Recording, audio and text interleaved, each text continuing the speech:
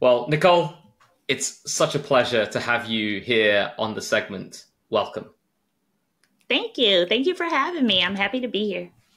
Well, your background is incredible, right? National Security Council, U.S. Congress. You founded Advocacy Blueprints. I think it's always interesting to hear about the background and the journey our guests have taken to sort of get to where they are and what they're up to and understand what motivates them. So, sort of, let's start there, right? Take us on that journey. Sure. Journey would imply that I've made it where I'm going and that I knew where I was going when I started. And that has not been my intro into cyber at all. So you'll be able to hear from my accent. I'm very Southern. I grew up in a no traffic light town in Mississippi. They are real. They exist. I got into public policy really because I started in undergrad at the University of Mississippi, and I was taking a political science, like intro to political science class. And just the idea that there are people who advocate for others through public policy seemed really fun to me. Up until that point, I wanted to be the first lawyer in my family and the first lawyer in my town. And I remember thinking, oh, well, I'd rather advocate for people in public policy because then nobody's going to go to jail and no one's going to lose any money if I get it wrong. Clearly, I didn't have a full understanding of how public policy works. But during undergrad, and then subsequently when I went to law school, I just always did public service internships. Over the course of 7 years, I did 8 internships, and I really just like dealing with people, hearing about their problems, but then also trying to figure out public policy solutions. And I will say early on, I fell in love with the idea that public policy could solve people's problems because it just helps scale, right? Like if there was a public policy solution to a problem that you brought me, I can use the same public policy solution to someone who lives in Mississippi, to someone who lives in New York. And so early on, I just saw and really kind of fell in love with how scalable public policy is in helping people with their everyday lives. I started working on Capitol Hill. A number of my internships were on Capitol Hill. And I ended up on the House Homeland Security Committee, which for most people, they're like, oh, you just like jumped in the middle of the fight.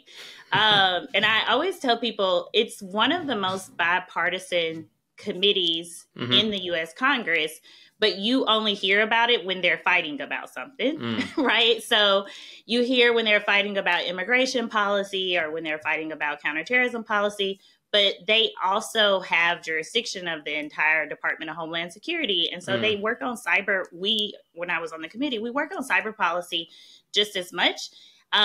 But for you, as you know, sometimes the press doesn't cover the cybersecurity policy in the way that they cover some of the other things. And so that was kind of my introduction to cyber policy. And honestly, I had the cyber portfolio the same time that I was working on counterterrorism policy and counterintelligence policy, which is just a long word for espionage policy. And when I first started working on the Hill in 2009, cybersecurity policy was not at the top of that list, right? Like I was really focused on ISIS and Al-Qaeda and the growth of white nationalists, but then also the Snowden leak happened. It was just all of these other things. And every once in a while, there would be a data breach and a data leak. And so Congress would focus on it for a little bit, but it just wasn't a priority. And I would say really 2016 and the election interference is when, for most people, cybersecurity showed up to their doorstep in their polling place. And before that, it had just been data leaks, which are very important, but it's hard for people to see the immediate impact of a data leak. And I know we'll get into that a little bit. A lot of cyber policy is not tangible and it's not immediate, but the 2016 Russian interference in the U.S. elections was something that was very close to the average person. So a lot of people are like, what is election security? What is cybersecurity? I mean, that's all really interesting. And just that last point that you hit on, right, about when the average Joe or Jeanette sort of thinks about cyber is, you're absolutely right. Like data leaks, okay, they're a dime a dozen. But when it is something that you can associate with, that, okay, I go to a voting booth and you're wondering whether the vote you cast is the vote that's recorded, right? Yeah. That suddenly makes it real. And I think in the same way, if we think about why cybersecurity now is very top of mind and people are aware, I think it's because the impact of some of these cyber attacks is becoming much more tangible to the average person, right? It's that connection about, I actually see that, oh, that cyber attack, let's say Colonial Pipeline a few years ago, impacted my gas prices, right? Oh God, okay, I now care about this. I think that was the tipping point. Yeah. And I mean, it falls in line with some of those other issues that I told you that I was working on, right? Like the thing I always tell people about national security, especially my friends and my family, because we've set up these barriers to entry and education as it relates to national security. We can be really snobbish. I think the cyber community is guilty of that a little bit too. But I tell people, I'm very honest, I don't actually want you thinking about national security policy every day. It's not a good sign. When I was working on counterterrorism policy, I used to tell people, I don't really want you to be afraid to go to the football game because you're afraid that there might be a terrorist attack. The same thing is true with cybersecurity policy. I don't want people to feel fearful about cybersecurity. Yeah. I want it to be empowering.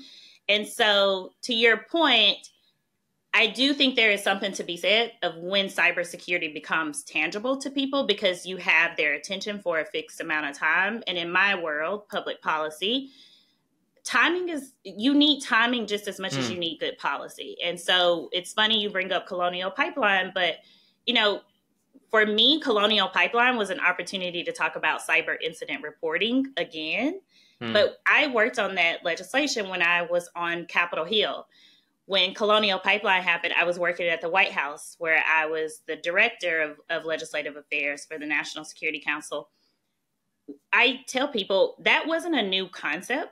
I just had Congress's attention, and Congress had their constituents, and they had the public who were pushing them to do something. People were actually really shocked that you don't have to report major cyber incidents to the U.S. government.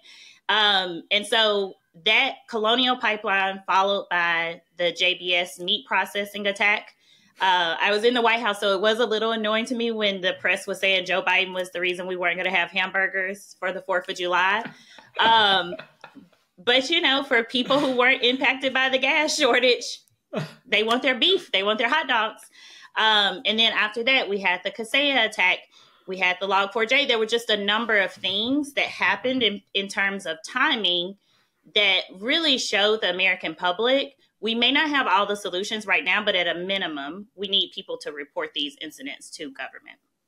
Yeah, you're so right. And I mean, you rattled off sort of so many of the high profile sort of cyber incidents that we've had over the last handful of years, right? And it's actually quite scary how, if you think about it, if you rewind the clock, you probably had one of these major things a year, right? Mm-hmm. And now it's like a major event. It's not even once a quarter. It's like once every few weeks we have something that is reportable. And you're absolutely right. I think the reporting is so important because the transparency is important, right? Keeping this sort of closed and secret is a far greater risk than being transparent about it, owning it, and then discussing about, okay, how do we ensure that we minimize the probability of this happening again? Yeah. And good public policy does that, right? Like, to me, that bill was about transparency, and not just transparency that the government needs you to report.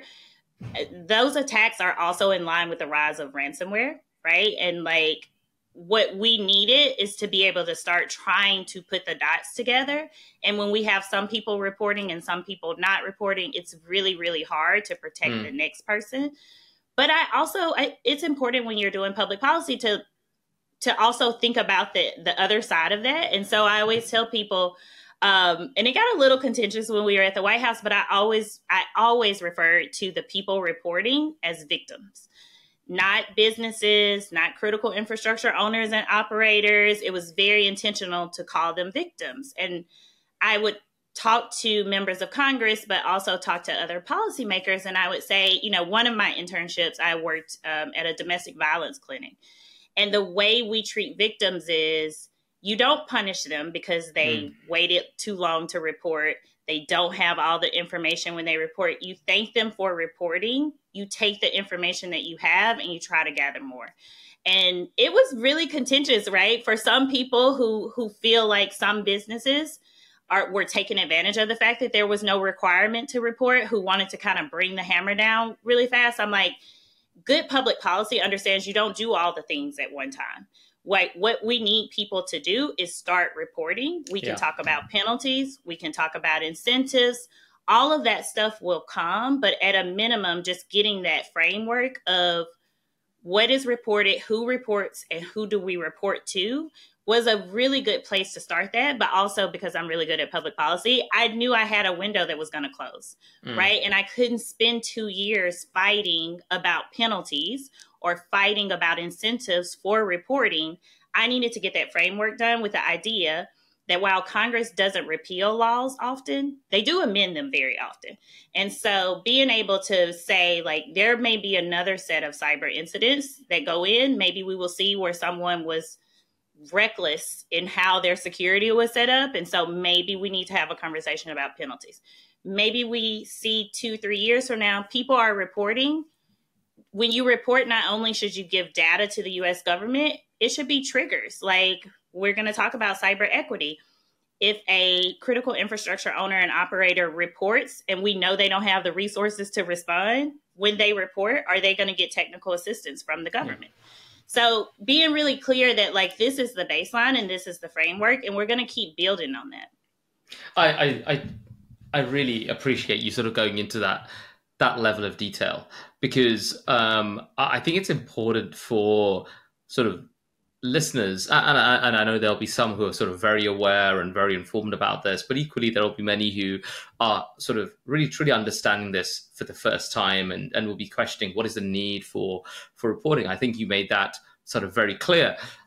You use the word victim versus like an organization that is impacted, etc., or a business that is impacted. Go into a bit more detail about why it's important to use that word and to think of those affected as victims. Yeah, I will. So I like to use examples. So one of the things when you work in public policy and you work on cyber, you have to have examples, you have to have analogies. I tell people I just like roll with a toolbox full of explanations for lay people, but also people that just have expertise in different areas. To me, one of the examples that I use for victims is the water owners and operators in a Flint, Michigan, or Jackson, Mississippi. So most of your listeners are going to be really familiar with the Flint water crisis that happened a few years ago, but then also the Jackson water crisis that is still ongoing and happened a couple of years ago. That is both of those were physical water crises. But I think when we think about it in our cyber domain, we now have intelligence reports that the People's Republic of China, the PRC, may be pre-positioning on some of our critical infrastructure. Maybe some of that critical infrastructure is the water sector. So when you think about that, I always tell people, I'm like, if Flint, Michigan and Jackson, Mississippi didn't have enough money to invest in their physical infrastructure for their water facilities, it is not shocking that they don't have the money to invest in their cyber infrastructure as well. And so the idea that we would be thinking about them as anything other than victims, right, with a state actor targeting their infrastructure is almost ridiculous. It's just like, how could you possibly think that any resources, or they would have enough resources to counter a government actor or a state actor? And so when I think about those victims, I think about, yes, the city of Flint, Michigan, or the city of Jackson, Mississippi is a victim, the city infrastructure, but also the people that they serve, right? So these are also low income communities or communities that are completely reliant on their city infrastructure. To me, all of those people that are in that chain are victims. And so I always give that as an example to people to say, like, how could they not be? And people will say, well, you know, they should have been investing in the infrastructure over time. Shoulda, woulda, coulda. Public policy is not about penalizing people for what they could have been doing or should have been doing. It's about making it better in the present and then making it better in the future. That's fantastic. Like making it better in the present and making it better in the future, rather than punishing them for what maybe they should have done previously. And let's go. You gave such a great example there about the disproportionality between the target and the person essentially attacking. And in this case, right, you've got a local or a state local organization, right, who we already know are struggling for budget. They're typically in significant debt. And then you've got a nation state actor, which has potentially got sort of bottomless pockets. So there is that disproportionality between the attacker and their victim. And I know that a real sort of something that you're particularly passionate about is cyber equity, right? Is that how do you reduce that disproportionality, right? So before we get into that discussion, define cyber equity for us. Sure. I will say this is a working definition because the definition doesn't exist. And so it's something that I have had to create as I talk to people like you, but other people, to actually name something that we all know exists, but then structure a definition that is complete. So if you don't mind, I'm going to read it because I want to make sure your listeners have the full definition. So cyber equity refers to the fair and just distribution of cybersecurity resources, protections, and opportunities across all segments of society, focusing on vulnerable and marginalized communities. And what that means is cyber equity means equal access to secure technologies and infrastructure. It means inclusive cybersecurity education and awareness programs. The example I always use is I don't say digital literacy. I don't say cyber literacy. That is not inclusive language. Also, it's technically wrong. I always tell people, I'm like, so literacy implies that you're going to get to a level of understanding where you're not going to have to learn anything anymore, right? When you're at a 6th grade reading level, you'll always be at a 6th grade reading level.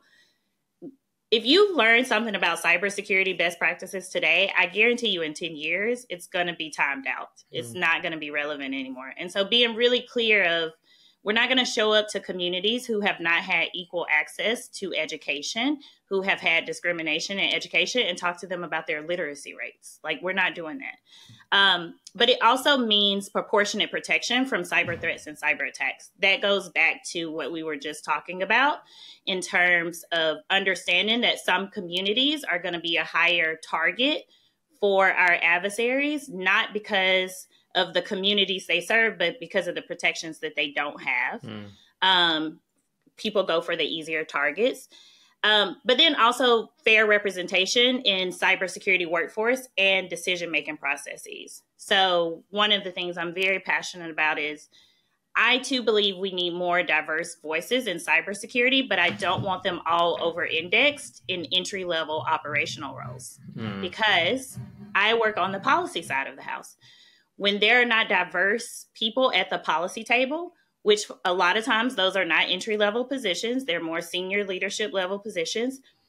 When there are diverse voices at the policy table for organizations, for businesses, for government, policy suffers and the people in the operational roles can't change the policy. And so being really clear that when we say diverse representation for vulnerable and marginalized communities in the workforce, we mean at all levels of the workforce and we mean at all positions. And then the last part of that, as I'm like building it out, just being really clear of equitable policies and regulations that address unique cybersecurity needs for diverse populations. So we'll get into some of the kind of most basic things that we're asking from a cybersecurity standpoint. But I always tell people I'm always a little disappointed when it seems like a lot of cyber policy people opt out of rural broadband and broadband access programs or policy. And they're like, oh, we don't really work on that. And so I always ask, I'm like, well, as a general rule, do you support password managers? Do you support multi-factor authentication? We're on a zero trust podcast. Like, do you support zero trust? And it's like, yes. I'm like, don't you need internet to implement all of those things? So how can you opt out of a broadband conversation if people don't have access to reliable and secure internet? They start using sketchy internet and they have very sketchy cyber practices. And so you can't opt out of these the regulations and the policies just because it's not something that is in your like normal technical toolbox. I thank you for that sort of very detailed overview, and I think it's such a like cyber equity is such an important thing because it's almost tying it back to that last thing that you said in this sort of connected world that everyone has to operate in, right? It doesn't matter sort of where you are in terms of like your economic status, etc., right? Race and so on, ethnicity, right? Ultimately, we're all in this connected world, right? And we're all exposed in some way or the other to the same threats. But if we don't have access to that right level of awareness, of protection, then the risks that some of us have, right, are far disproportionately greater than those who do have access to that, right? So I assume that is kind of a key focus of what you're looking to address through cyber equity. Yes, it's the operational roles and the policies, as you just stated, but it's also all the things that we need to make good policy. One of the things that I tell people, I'm like, there just isn't a lot of research that even centers on the impacts or the targeting of humans in cyber research, right? Like we are over-indexed on our adversaries. What tools are they using? What techniques are they using? What tactics? Their ATP. Almost, and I never say that we shouldn't be doing that, but then when I try to talk about, well, I want to know the demographics of race, income, and ages that are using password managers or that have adopted multi-factor authentication. The data just doesn't exist. Yeah. It's almost to the point of like, well, we want to focus on what the adversaries, how they are taking advantage of that. It's like, okay, two things can be true. We can focus on what the adversaries are doing, but then we need to connect the dot to what the people, the average Joe, the average Jane is doing too, so that we can start to build in those defenses. Because to your point, it does me no good. I use my family as an example of like, I think I have very secure practices, but when someone in my family's banking information or financial information is stolen, it looks very different because a lot of them are already living under the poverty line. And so when I talk about, I wrote this article for Wired magazine at the beginning of the year, just kind of laying this out for people. And I talk about the cyber attacks that have been happening to the SNAP program, which is our food supplemental program. And cyber criminals have been attacking the EBT card, the electronic benefit transfer card, which is how they use their benefits. Even the language that we use to talk about this in the policy field right now, although I'm working to change this, we call those low dollar crimes. And I think that is a misnomer. Those are high impact crimes. Yeah. The average amount of money stolen is $1,000 from a family. And I use Maryland as an example because Maryland has had the most money stolen in 2023. A family of four can't make more than $40,000 a year in Maryland. They also cannot have more than $2,000 in their checkings and their savings account combined. So what they do, what we all do, sometimes you need more money for food during the Christmas holidays. When kids are out for summer vacation, they eat more. Some of them have what they are kind of storing money on their EBT card, so it will be there in a case of an emergency. Same thing with natural disaster victims or veterans. They're all kind of using the EBT card as a way to manage their food and their necessity financials. If you steal $1,000 from a family of four that makes $4,000 or $40,000 a year, that is devastating. And the EBT cards don't have chip cards like our debit cards and our credit cards. They don't have fraud protection. You can't just call and have the money put back into your account. Understanding that that is high impact, and our adversaries appear to have figured out that there is less of a focus on public policy or less of a focus on the solutions, because they continue to attack those programs. Every state, every territory has their own SNAP program, and they're all being attacked. Figuring out what a solution looks like that is not like, oh, well, they should just have fraud protection. And so whenever someone loses the money, the state should just put it back in. And I'm like, these states don't have the money for that. Y'all. Or this, I've talked to cyber folks and they're like, we gotta get chip cards and all of these EBT cards. And I tell them that is not going to happen at the speed that you think it's going to happen. What is going to happen is California is going to have chip cards first, and then maybe New York. But what about Mississippi? What about Michigan? What about states that have a large portion of people already living under the poverty line, so they don't have a big tax base? You're just going to put a target on their back, because when you get to a place where California has the protections and New York has the protections, you're drawing more attention to the programs in the states that don't have them. That's a long example, but I think in terms of the question of what it looks like and how you integrate it, just making sure the cyber community knows, like, you're not going to be able to come up with solutions to these issues without taking in social equity policy and social equity viewpoints. Because the security answer, it may just be that. It may just be a security answer that is not practical and can't be implemented. And thus, it's not good public policy. But, and I think this is a really interesting sort of area that we're discussing here. But I think a part of the challenge is actually when you think about how a cyber incident is reported in the media, right? You often hear about, okay, let's say 1 million records were stolen, right? Or if we think about something that happened very, very recently, which wasn't a cyber incident, was an IT incident, was massive outage, right? Millions of systems going offline, etc. But very, very rarely, sort of tying it back to sort of the example you gave about the EBT cards, right? Very, very rarely do you hear about the social impact of those incidents, right? Yeah. Or it'll be a tiny sort of sub point in a bigger article about, oh, right, they should have done X, they should have done Y, etc., right?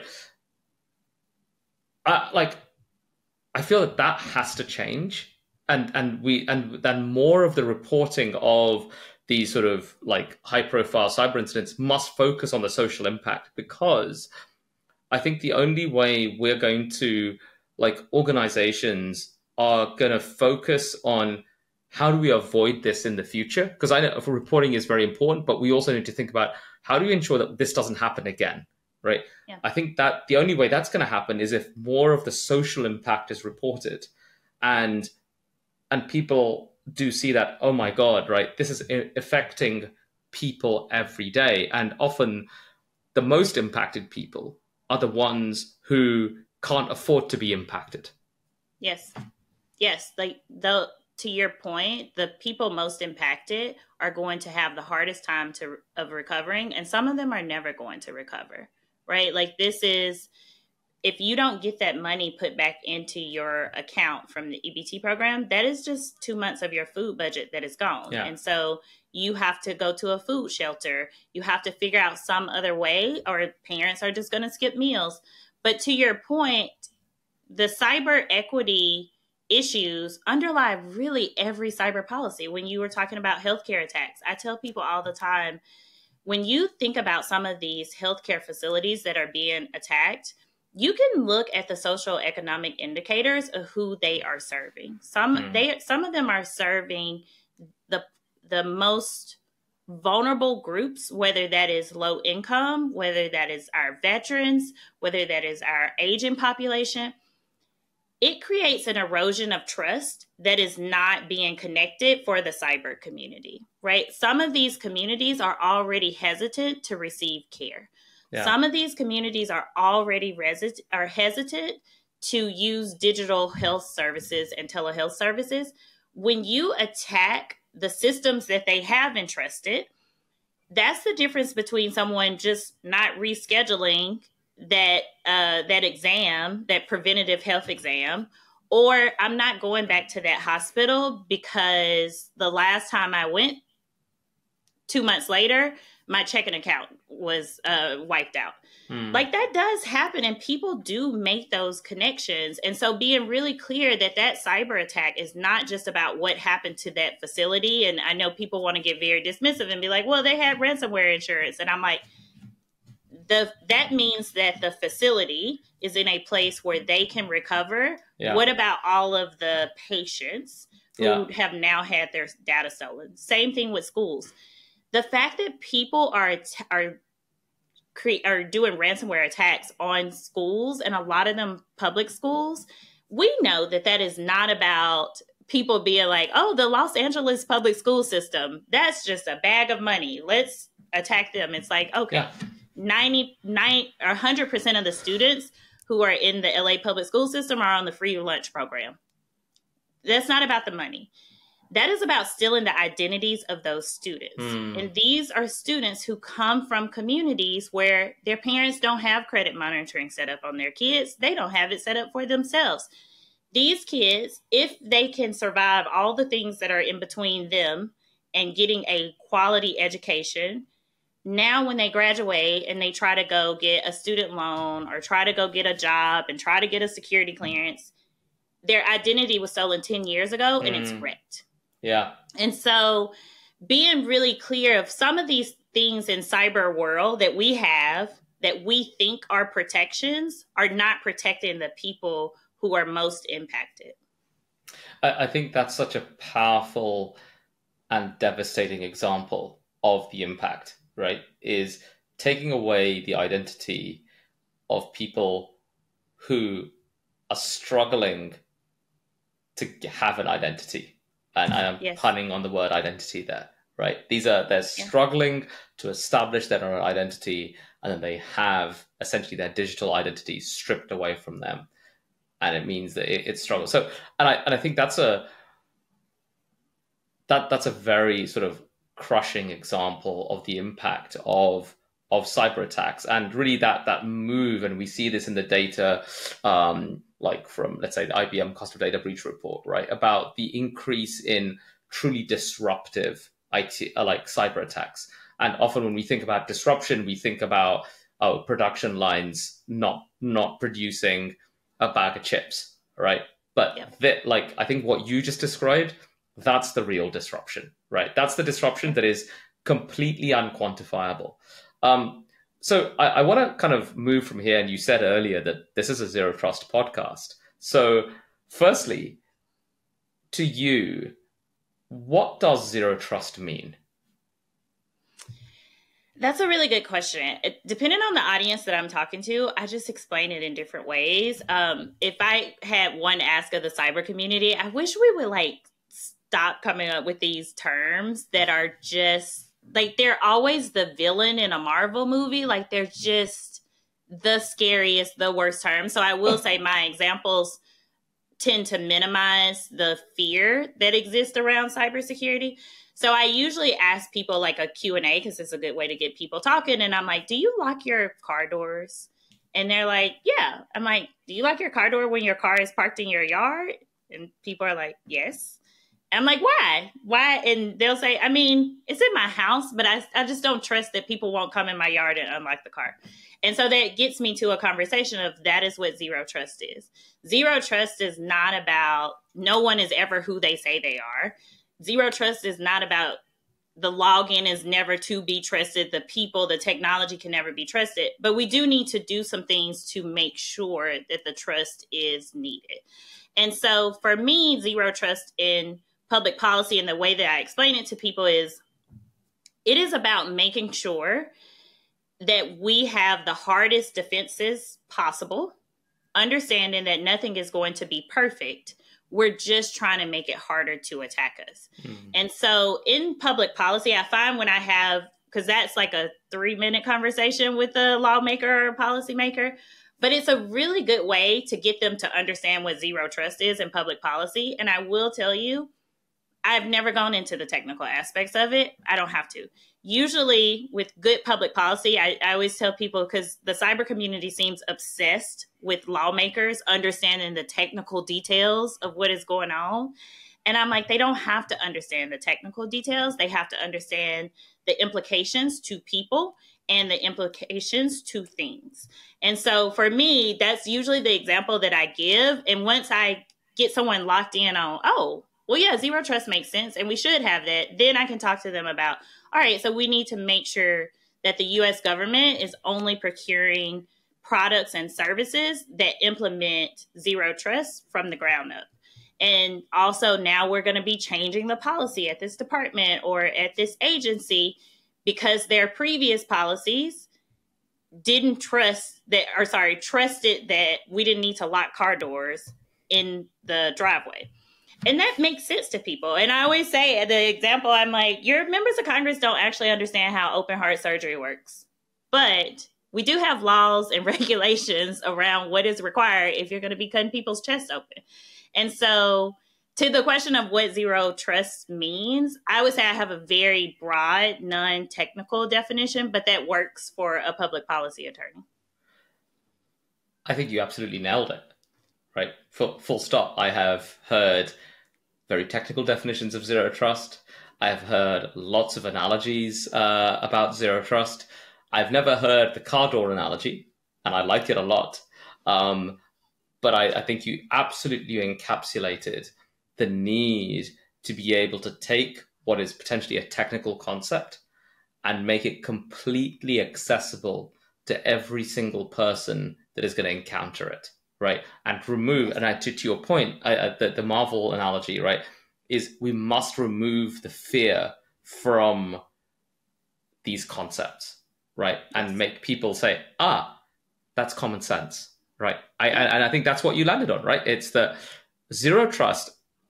The way I sometimes think about it is that if you put all the marketing hype aside, is zero trust is a common sense approach to building security and securing whatever it is you're trying to secure is a common sense approach, right? And in the same way that locking your car door, even if it's in your garage or in your yard, so as you'd say in the US, it's common sense, right? Yeah.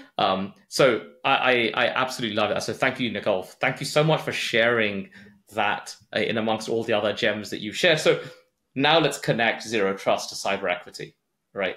Mm-hmm. How are they linked? So this is something that I'm in the process of trying to create a cyber equity policy framework so that people start to understand. For a lot of people, they have your reaction. They hear and they're like, oh, yeah, I should be doing this. And then they're like, okay, but how do I do this on everything? So I prepared for this. And I think the way to think about zero trust in terms of cyber equity would be secure by design. And I know you've had a couple of people come on and kind of talk about secure by design. And so what I will say is zero trust has to remove the burden from the end user in cyber equity.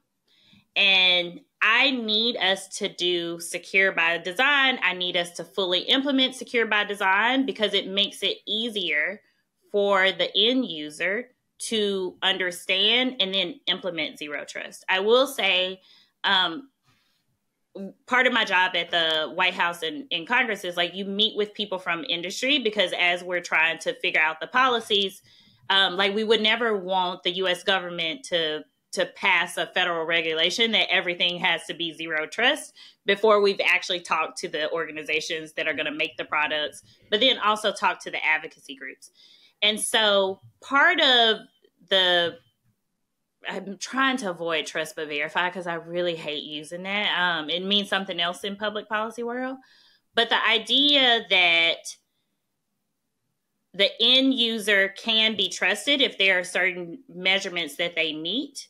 If the products are secure by design from the beginning, it just makes it easier for them. And so one of the things that I talk about all the time is like, I'm in a place where I know technically I should not be, I advise people that the best way to use multi-factor authentication is not through text messages.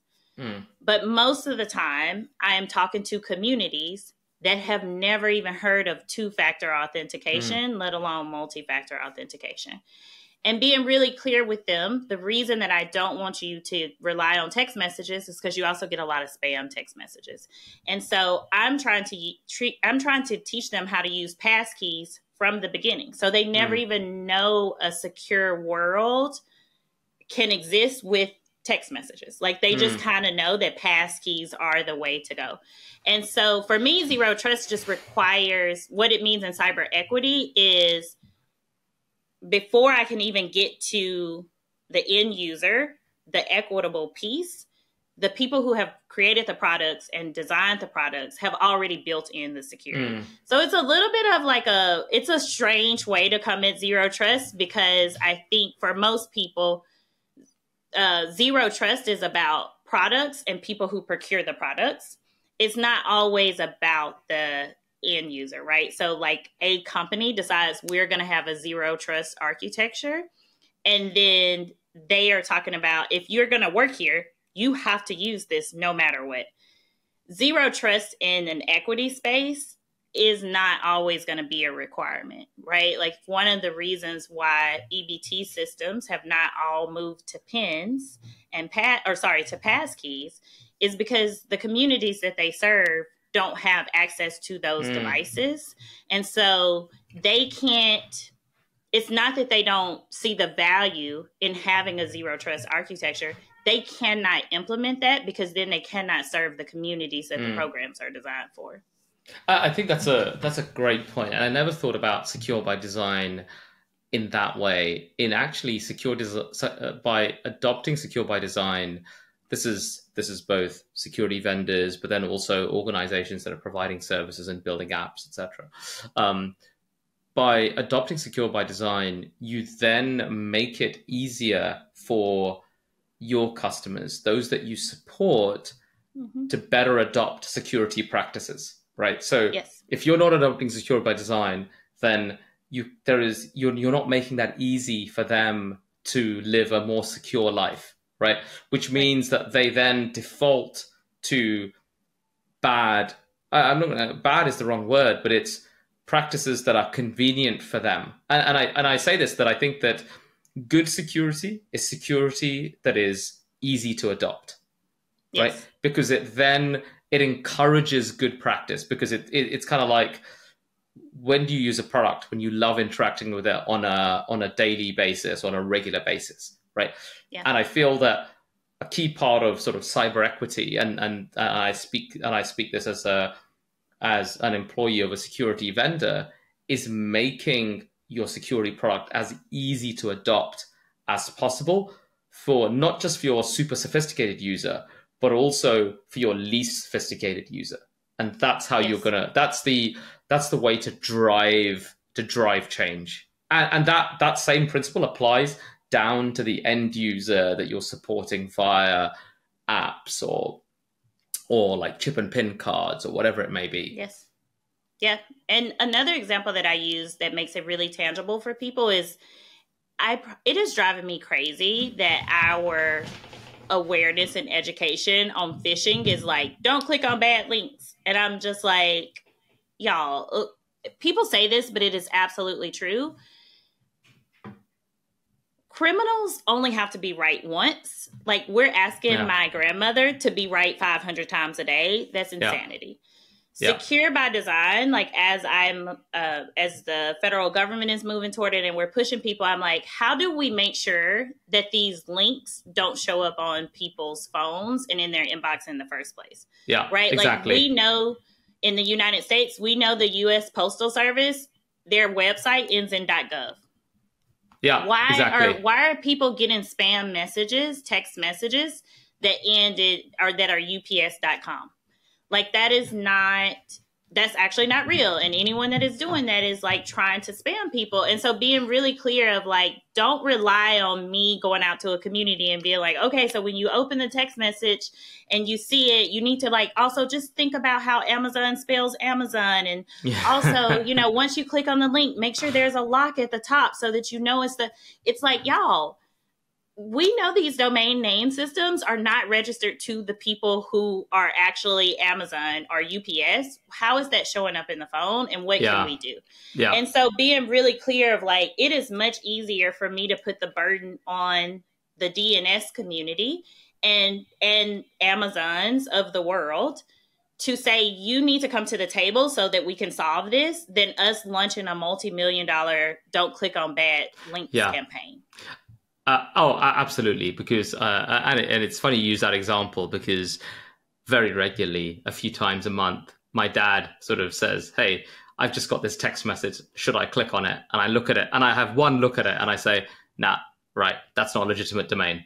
And, but you're so right, because there are certain things where education moves the needle, right? But there are other areas where sort of just this constant stream of the same repetitive message has no impact, because it's actually practically not possible. And I'll speak for my dad here, right? I could tell him, okay, this is how you detect whether it's a legitimate domain or not. He's never going to be able to do it. He's never going to be able to put it into practice. So yeah, I think we should, like, where it's possible, put that burden, like it goes back to your secure by design principle, right? Put that burden on the organizations who can deliver that, move that upstream, so that the end users have sort of, they have less unconventional things to learn. Yeah. And they feel empowered. I think that is part of, I tell people all the time, like, kind of going back to this, the terminology and the terms that we use, some of them are just also not empowering. And that is why you have people who are like, well, I don't really care about this data leak because so-and-so already lost my data, or like all these other companies have lost my data before. It's because it's not a message of empowerment, where it is like, yes, your information may have been stolen in a previous data leak, but that was also 10 years ago. And 10 years ago, you weren't making as much money as you are now. You also you don't have kids. There are things that have changed in your life that we want to keep off of the internet and keep off of the hands of bad actors. And we want to empower you to do that. I think, and that also is a message of resilience, right? Like, I tell people all the time, like, because I literally, like, when I'm at like beauty shops, or like when I'm in the grocery store, it's like a whole thing. It's actually absolutely crazy. Like, I'm just like, my thing is like, can I get everybody to use a password manager, and can I get people to use two-step authentication? And I know there are more sophisticated things that we could be having people to do. But again, I'm in communities where like no one has even said the word to them, password manager. Like, they're over here thinking that their birthday plus an asterisk is secure. Right. And so it's so funny, because I'll like be at the beauty salon or the nail salon. And so I'm like, everybody, we're going to like go in, we're going to just start using the password managers on your phone. Like, that's what I tell people. I'm like, let's just start where you are. Yeah. I have things that I use that are different, but I just want you to start using it on your phone. We can have another conversation in a year. And afterwards, people are like, okay, so I'm not going to get hacked. Like, I'm going to be good. And I'm like, no, but it's going to be much harder for you to be hacked. Yeah. And this is going to help you recover faster if it does happen. Yeah. And that is a good message. Like, no one has been like, oh, I wasted my time. You wasted my time, Nicole. They're like, oh, okay, well, I'll take that. And so empowering people through security is not just something that sounds good. It's reality based. Yeah. And I kid you not, most of them come back and like, or they just start doing it everywhere. I'm like, so many of these folks are like social media influencers. I'm like, that's your money. Like, yes, you need two-factor authentication set up on your Instagram, because what if your Instagram gets locked for 2 weeks? That's actually that's your livelihood. And they will come back to me and be like, okay, so I was using the password manager, but I got really into it. And so now I'm thinking about downloading something else. I'm like, that's great. Also, while I have your attention, let me talk to you about passkeys. Because like, you're on the password train. Let's just step up your security. And when people are empowered, they want to do more. they want to tap in, they don't self-select out because you've told them that no matter what they do, they're still going to get hacked. It's like you can be honest with people and still empower them. Yeah, absolutely. And that is living the change, right? That's living your message and sort of and taking it to your community, right? To that community that you interact with day to day and say, hey, I've made a difference here just by simple things that people can relate to and people can understand. I feel, Nicole, that there's loads. I just because of your background and all the things that you have touched, I feel that there's so many things that we could continue to talk about. But I'm very respectful of your and conscious of your time. But I think it would be remiss of us to not. You said that sort of the 2016 election was sort of a bit of that aha moment when there was sort of the concerns around tampering with the elections, etc., and people are wondering sort of the threat from sort of nation states, right? Mm-hmm. We're here 2024, right? Elections are right around the corner. So we've talked about concerns with election security. Like, what do you think is going to be essential to safeguard the integrity of the elections this year? I'm thank you for asking that question. I will tell you, I don't think it is the technical answer that you might hear from other people. When I think about election security, there are 3 pillars of election security. There is the infrastructure that we use to vote, to register to vote. There is also physical security, so making sure that you can vote without intimidation, without fear, that you have physical access to polls. And then the third pillar, which is the mindset and the influence operations. I'm most concerned. I feel very confident about pillar 1, especially in the United States. Since 2016, I mean, this is a lot of growth for me. I was so mad in 2016 because there were just so many things that I'm like, how did we let this happen? Right? Like, how are we in a place where we can't even tell our secretaries of states who control our elections that we have intelligence because the intelligence is classified and none of them have security clearances? Or we don't even have phone numbers for all the secretaries of state, right? Like, we're calling their 1-800 number. But also the way we had invested in physical infrastructure was kind of how sometimes the cyber community invests. It's like you wait until something happens and then you put a lot of money into it and then you kind of walk away and be like, fixed it. And so I will say in the 8 years since 2016, we have done so much on the critical infrastructure side and the election infrastructure side of the house that I feel really good about it. In terms of the physical security in the United States, we're dealing with a lot of physical intimidation for voting. I think we are making progress on that. I think we're in a place where people feel like they can go vote without being intimidated, harassed, or physically attacked. But the influence side of the house looks very different in the United States right now because it is, I think, people are starting to wonder if democracy even is worth it. And I think that's a feature, not a bug. The idea that you can convince people, not that they should be fighting over who should win, what candidate should win, what party should be in control, that they would just decide they don't care at all, to me is much more of an issue and a fear than the reverse. And so as we go into 2024 in the US, and I was recently talking about this at DEF CON, but then also talking about this on the news, what you have to do in 2024 in the US is commit to voting. You have to commit to voting. You have to say, no matter what happens between now and election day, no matter what hack and leak comes out, no matter what deep fake audio or video comes out, if there's a forgery, whatever the case, you will show up when it is time and you will vote. And I think for us, this digital depression is really new in the United States, but also globally. I think many countries are seeing this as well.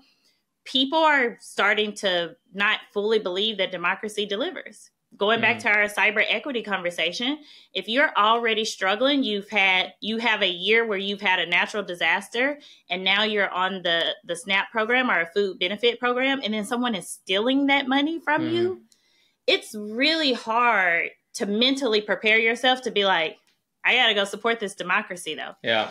And so being really clear that a lot of these cyber equity issues are not nice to haves. They are the pillars of democracy. A democracy has to serve its people or it crumbles. And so it's kind of like as we're getting close to the end, the election security to me is about making sure people have the tools to address the inequities in our society. And when you take away people's democratic rights, or you take away democratic participation or the will to participate, we can address these cyber inequities that I've talked about the rest of the hour. Like, I actually need public policy. I need people to believe that government can figure out how to get criminals to stop attacking our healthcare facilities, that we can protect your child's data when they are in school. And if you don't, to me, that's the beginning of the end. I mean, I can't think of a more powerful message on which to end this conversation. I'd love to just carry on, Nicole, but I think you kind of that was a slam dunk, right? This is really about sort of keeping our children safe in school, right? Educated, so that they can grow. It's about keeping people off the streets. It's about putting food on the table. It's about ensuring that people who need hospital care get it in a timely manner, right? And cyber equity, keeping all of our critical infrastructure safe and the people safe, is just a paramount responsibility in any democracy, in any society. So, absolutely. Nicole, it's been inspiring speaking to you today. So thank you so much for agreeing to being on the segment and being an incredible guest. Thank you. Of course. Thank you for having me. And to all your listeners, I hope it can be overwhelming. I know when I start talking about these issues for people, but you can practice cyber equity. Whatever you were doing before you listened to this podcast, you just need to do it through a lens of equity, which is thinking about that end user, thinking about the human impact. And I actually need people to do that in the spaces where they are, right? Like, everybody doesn't have to come join us on the public policy side of cyber. I'd love it if you did. But I also need technical people to commit to looking at cyber solutions through a cyber equity lens. That's awesome. Yeah. Thank you. Well, thank you for having me.